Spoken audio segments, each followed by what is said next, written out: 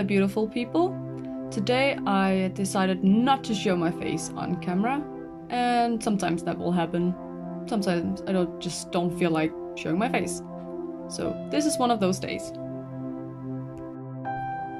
In my second sketchbook, I drew a sketch of a vampire, just a little doodle here and there. And I actually liked the sketch very much, and I wanted to make it a final piece. And here you see me transferring a more refined sketch of the sketch from my sketchbook onto my mixed media paper. I love this paper very much. I chose to make the outline of the flowers with a red pencil because I didn't want the flowers to be distracting from the rest of the piece, and I wanted it to be very soft, whereas the woman or the vampire wanted to be more contrast between the lines.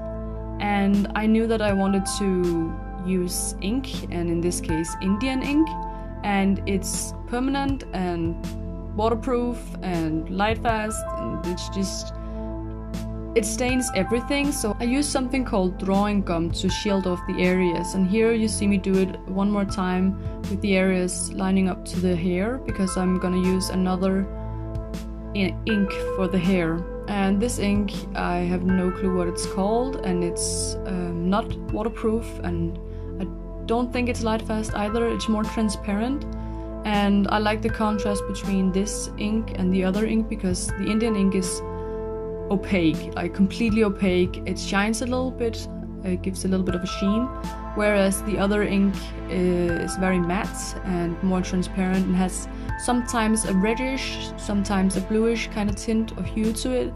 In this case it turned out to be blue. It's not something I can control. And then I went in coloring in the flowers with some red watercolor, and also the blood with some red watercolor. And here you can really see the difference it makes with having just this red outline to the flowers, so it's not as popping.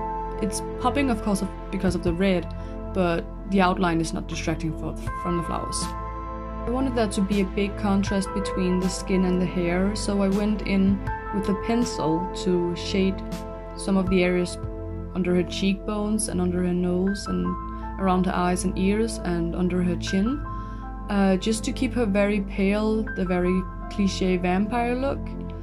And then I went in coloring in the flowers a little bit more with a higher contrast with my red pencil that I also used for the outline. And then I went in, because I thought the hair and the background blended in a little too much, so I went in with my metallic watercolors to give it a little bit more of a pop and also beautiful shine that I love. And I also did this to the flowers again to make it a bit more contrast. And the gold I used for the flowers, I also used that for her eyes, or her eye, and also the blood. And then I made the contrast of the pencil a little bit more. And in the end I made a few more tweaks off camera to kind of finalize it a little bit, but not something too drastic. And I know this was a very short video today, but I didn't really have much energy to do anything else really, so this is what I ended up doing, and I hope you liked it. So that's everything I have for you this time, and don't forget to subscribe and comment and all that kind stuff that you people do, and I'll see you around next time. Bye!